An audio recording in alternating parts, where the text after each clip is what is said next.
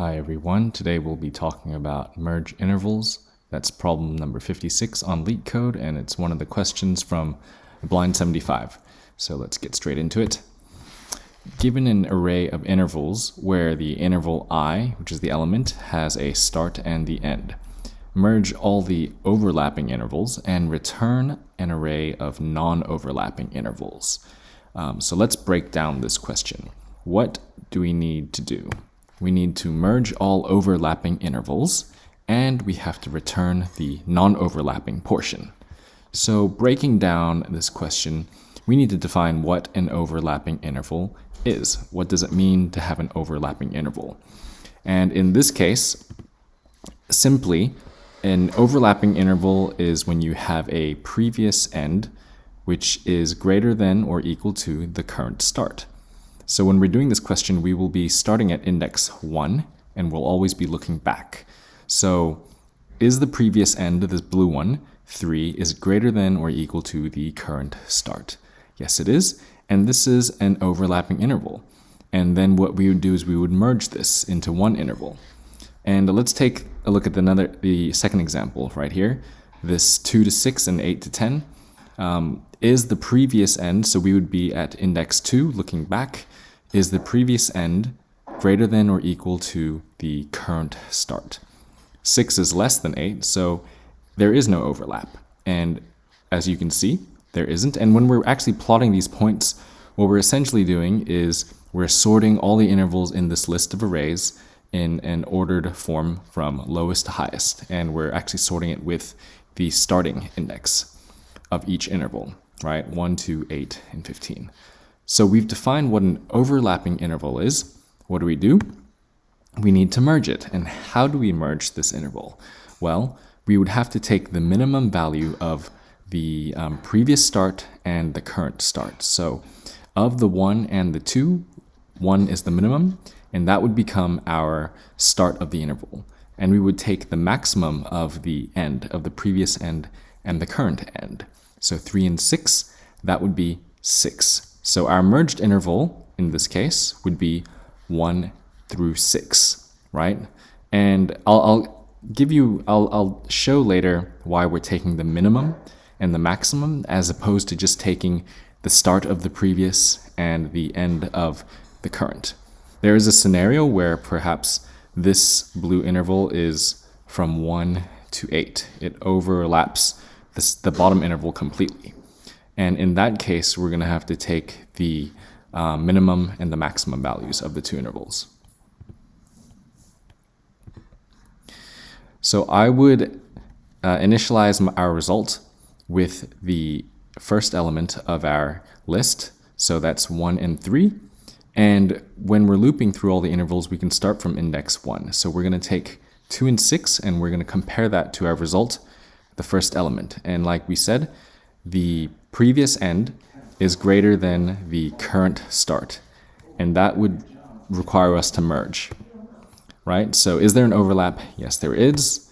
We would merge it. This new interval becomes 1 through 6, and now our index would move to position 2, where we compare 8 to 10 to 1 and 6. And we can see that there is no overlap, so we can just push that into our results, and similar to the 15 through 8.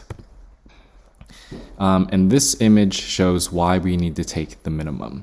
You can see that when there is a longer interval at our previous state, then we can't just take, say, for example, the start of the previous interval and the end of the current interval, because that would give us 1 through 6, which is incorrect. We need 1 through 8. So we take the minimum of the 2 and the maximum of the 2 for the end. Now let's go into the coding.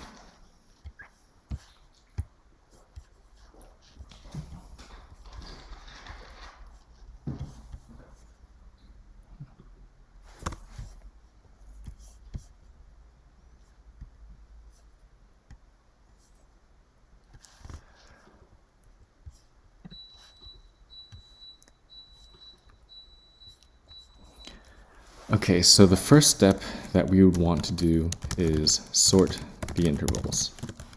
So let's go ahead and do that.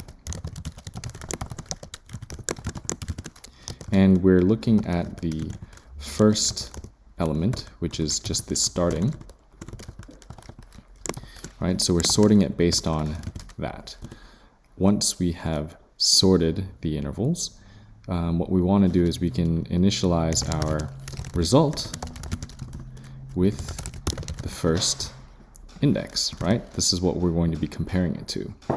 And I'm going to write a utility function that shows us whether or not there is an overlap. So let's just call this has overlap. And it should take in two arguments, right? So we said the previous end and the current start. And we can just simply return previous end is greater than or equal to current start, which is just going to tell us whether or not if there's an overlap that exists. Now, let's iterate through the list of intervals starting at index 1. So we start at index 1, and we need to be within our length, and we're going to be incrementing it by 1. So as I mentioned earlier, we're going to be comparing it to the last value that is in the result. Add that there. So let's just say const last value in result is going to be our result array and result dot length minus 1. That is going to give us our last value in result. Now, as we iterate through this, let's compare. Okay, so if our intervals I, right, and we're going to be using our utility function in here, right? So has overlap.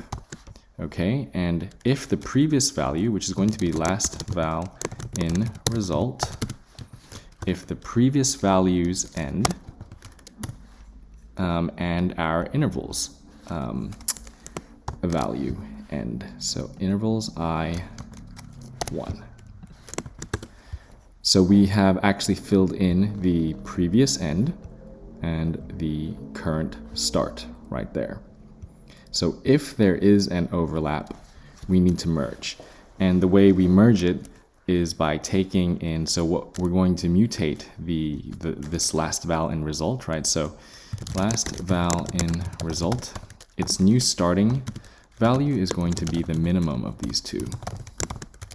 So let's do last val in result 0 and the intervals I 0, right? So the minimum of the starting, and we want the new ending, which is going to be the maximum of the two intervals I and 1. So this becomes the new merged interval, right? So if there's an overlap, we merge it. Otherwise, we're just going to push this interval into our result. And at the end of the day, we can return our result, and it should give us what we need. Let me submit that. Wrong answer.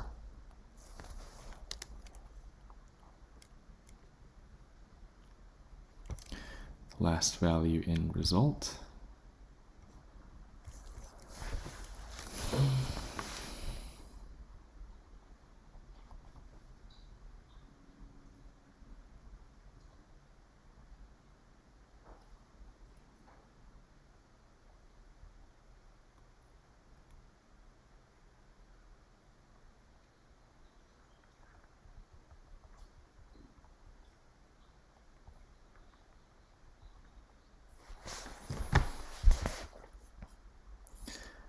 Let's take a look at where this bug could be.